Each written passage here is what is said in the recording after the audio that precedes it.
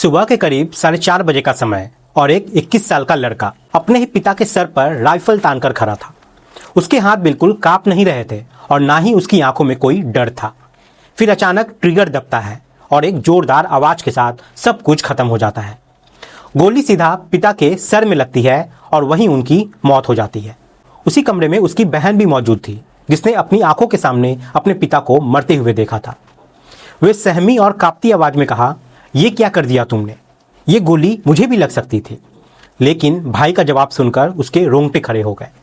उसने बेहद ठंडे लहजे में कहा, मैंने निशाना सिर्फ पापा पर लगाया था, तुम पर नहीं। इतना कहकर उसने अपनी बहन को चुप रहने की धमकी दी और उस पल के बाद बहन जैसे पत्थर बन गई। उसके मुंह से एक शब्द तक नहीं निकले। डर इतना गहरा था कि आवाज जैसे कहीं खो सी गई हो। उसके बाद कुछ घंटे बीत जाते हैं उस घर में, और उसी घर में एक अजीब सा सामान्य माहौल दिखने लगता है। ऊपर कमरे में पिता की लाश पड़ी थी और नीचे भाई बहन अपनी चाची से कहते हैं, आज चिकन खाने का मन है, साथ में पनीर भी बना देना। चाची खाना बनाती है और दोनों आराम से बैठकर खाना खाते हैं।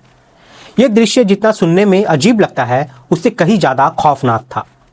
एक तरफ पिता की लाश और दूसरी तरफ बेटे का सामान्य व्यवहार, जैसे कुछ हुआ ही नहीं हो। लेकिन ये कहानी यहीं खत्म नहीं होती।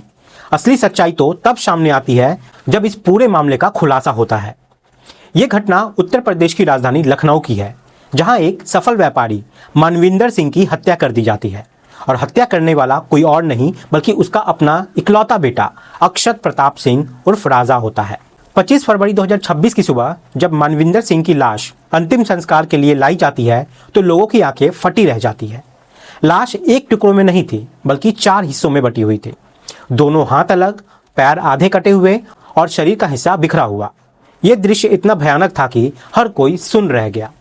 लेकिन यहाँ पे सबसे बड़ा सवाल अब यह था कि मुख अग्नि कौन देगा? परंपरा के अनुसार बेटा का हक होता है, लेकिन यहाँ बेटे ने ही पिता की हत्या की थी, इसलिए यह अधिकार उससे छीन लिया गया और यह जिम्मेदारी परिवार के दूसरे सदस्य को दी गई। उस वक्त हर कोई यही सोच रहा था, आखिर एक बेटा अपने पिता के साथ ऐसा कैसे कर सकता है? अब दूसरी तरफ उस बेटे को मीडिया ने चारों तरफ से घेर रखा था। हर कोई एक ही सवाल पूछ रहा था, तुमने अपने पिता को क्यों मारा? लेकिन उसके पास सिर्फ एक ही जवाब था, सॉरी, मुझसे गलती हो गई। ये शब्द पूरे देश में गूंजने लगते हैं। लोगों को लगा कि शायद उसे अपने किए का पछतावा है, लेकिन क्या यह सच में सच था या इसके पीछे कोई गहरी साजिश छिपी थी? अब कहानी हमें पीछे ले जाती है, जहां से ये सब शुरू हुआ था। मनविंदर सिंह एक सफल व्यापारी था, जिनके पास लैब का बिजनेस था, शराब के ठेके थे और घर की छत पर मोबाइल टावर भी थी, जिससे अच्छी खासी कमाई होती थी। उनके पास पैसा था, प्रतिष्ठा थी, लेकिन परिवार के अंदर सब कुछ ठीक नहीं था। साल 2017 में उनकी जिंदगी में एक बड़ा झटका लगा जब उनकी पत्नी ने आत्महत्या कर ली। इस घटना ने पूरे परिवार को तोड़ दिया, खासकर उनके बेटे अक्षत पर इसका बहुत गहरा असर पड़ा। उसके मन में ये बात बैठ गई कि उसकी मां की मौत के पीछे उसके पिता ही जिम्मेदार है, और यही सोच धीरे धीरे नफरत में बदल गई। हालांकि पिता अपने बेटे को एक सफल इंसान बनाना चाहते थे। उन्होंने उसे अच्छे स्कूल में पढ़ाया, डॉक्टर बनाने का सपना देखा, लेकिन बेटा उस रास्ते पर चलना ही नहीं चाहता था। बेटा अपना खुद का बिजनेस शुरू करना चाहता था और इसी सोच के टकराव ने उनके रिश्ते को कमजोर कर दिया। ऊपर से पिता की लाइफस्टाइल, पार्टियां, दोस्तों के साथ समय बिताना, ये सब बेटे को पसंद नहीं था। धीरे धीरे ये तनाव अंदर ही अंदर उबलने लगा और फिर एक दिन ये गुस्सा इतना बढ़ गया कि उसने एक खौफनाक रूप ले लिया। 19 फरवरी 2026 की रात, जो बाहर से दिखने में एकदम सामान्य लग रही थी, लेकिन उस घर के अंदर एक तूफान उठ चुका था। शादी समारोह से लौटने के बाद पिता और बेटे आमने सामने आए और बातों ही बातों में बहस शुरू हो गई। ये कोई पहली बहस नहीं थी, लेकिन शायद ये आखिरी थी। उस रात शब्दों ने हद पार कर दिया। अहंकार, गुस्सा और सालों से जमा नफरत अब फटने लगा था। पिता अपने बेटे को समझाने की कोशिश कर रहे थे और बेटा अपने फैसले पर अड़ा हुआ था। रात यहाँ पे बीतती गई और फिर वही सुबह आती है, 20 फरवरी 2026। सुबह करीब 4:30 बजे हुए थे। घर में सन्नाटा था, लेकिन अक्षत के अंदर तूफान चल रहा था। वो जाग चुका था और इंतजार कर रहा था उस पल का जब उसके पिता गहरी नींद में चले जाए। उसने 1-2 बार आवाज लगाकर यह सुनिश्चित किया कि पिता सो चुके हैं। फिर धीरे धीरे वो उठता है, राइफल हाथ में लेता है और अपनी बहन के पास जाकर खड़ा हो जाता है। फिर ट्रिगर दबाता है, गोली चलाता है और एक जिंदगी यहाँ पे खत्म हो जाती है। लेकिन ये इस कहानी का अंत नहीं था, बल्कि ये तो शुरुआत थी। पिता के गिरते ही कमरे में खामोशी छा जाती है और ये सब उसकी बहन देख रही थी, लेकिन डर के कारण कुछ कह नहीं पा रही थी। अक्षत ने यहाँ पे अपनी बहन को चुप रहने का इशारा किया और फिर जैसे वो एक मिशन पर निकल पड़ा। हत्या के बाद उसने खुद को सामान्य दिखाने की कोशिश की, नीचे जाकर खाना खाया, चाची से बात की जैसे कुछ हुआ ही नहीं हो, लेकिन उसके दिमाग में अलग कदम चल रहा था, लाश को ठिकाने लगाने का। उसने पहले से ही कुछ चीजों का इंतजाम कर रखा था, जैसे आरी, ड्रम और गाड़ी। इससे यह साबित होता है कि यह कोई अचानक लिया गया फैसला नहीं था, यह पूरी प्लानिंग के साथ किया गया अपराध था। उसने अपने पिता की लाश को घसीटकर बाथरूम तक पहुंचाया और फिर उसने वो किया जिसे सुनकर किसी की भी रूह कांप जाए। उसने लाश के टुकड़े करना शुरू कर दिया। दोनों हाथ अलग किए, शरीर के हिस्से को काटा। इसके बाद उसने शरीर के टुकड़े को अलग अलग जगहों पर फेंकने की योजना बनाई। कुछ हिस्सों को नादरगंज नहर के किनारे झाड़ियों में फेंक दिया, फिर खून से सनी चादरों को जंगल में जलाया और मोबाइल स्विच ऑफ कर दिया ताकि पुलिस को गुमराह किया जा सके। लेकिन वो कहते हैं ना, अपराध कितना भी शातिर तरीके से क्यों ना किया जाए, एक ना एक दिन जरूर सबके सामने आता है। और यहाँ भी वही हुआ। जब वो बाकी बचे हुए शरीर के हिस्से को ठिकाने लगाने की तैयारी कर रहा था, तभी अचानक घर पर एक मुनीम आ जाते हैं।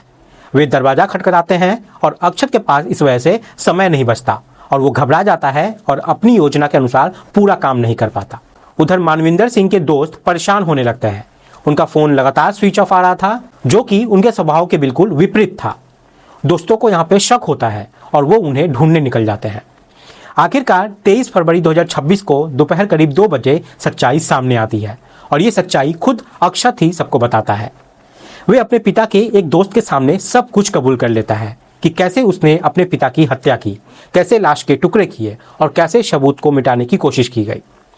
ये सुनकर हर कोई स्तब्ध रह गया। पुलिस तुरंत उसे गिरफ्तार कर लेती है और उसके बताए अनुसार सबूत जुटाने लगती है। पुलिस को एक राइफल, कारतूस, खून से सने कपड़े, आरी, चाकू और एक नीला ड्रम मिलता है।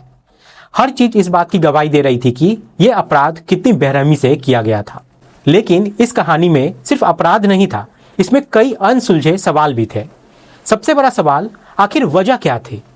पुलिस की जांच में सामने आया कि पिता और बेटे के बीच मुख्य विवाद नीट परीक्षा को लेकर था। पिता चाहते थे कि बेटा डॉक्टर बने, जबकि बेटा खुद का बिजनेस करना चाहता था। लेकिन क्या सिर्फ यही वजह थी या इसके पीछे और भी गहरे राज छुपे थे? पड़ोसियों और रिश्तेदारों के बयान अलग अलग थे। कोई कहता था कि बेटा का किसी लड़की से संबंध था, कोई कहता था कि पिता की दूसरी शादी की तैयारी चल रही थी और यही बात बेटे को पसंद नहीं थी। इस पूरी घटना में एक और किरदार थी बहन, जिसने सब कुछ अपनी आंखों से देखा लेकिन फिर भी चुप रही। उसने अगले दिन अपनी परीक्षा भी दी लेकिन किसी से कुछ नहीं कहा। यह चुप्पी आज भी एक बड़ा सवाल है। क्या वो सिर्फ डर था या कुछ और जो चाची थी, जो कि उसी घर में मौजूद थी, उन्होंने भी कुछ नहीं सुना, कुछ नहीं देखा। क्या यह संभव है या फिर यहीं से कुछ छुपाया जा रहा था? दोस्तों, ये कहानी सिर्फ एक मर्डर केस नहीं है, ये एक चेतावनी है। ये दिखाती है कि जब रिश्तों में संवाद खत्म हो जाते हैं, जब गुस्सा और नफरत हावी हो जाता है, तब इंसान किस हद तक गिर सकता है। एक बेटा जो अपनी पिता का सहारा बनना चाहिए था, वही उनका कातिल बन गया। ये कहानी यही खत्म नहीं होती, क्योंकि इसके सवाल आज भी जिंदा है और शायद लंबे समय तक जिंदा रहेंगे। दोस्तों, इस कहानी को सुनाने का मकसद किसी को परेशान करना नहीं है, आपको सतर्क करना है, सावधान करना है। आप सब लोग सतर्क रहें, सावधान रहें। मिलते हैं अगली वीडियो में, तब तक के लिए जय हिंद, जय भारत।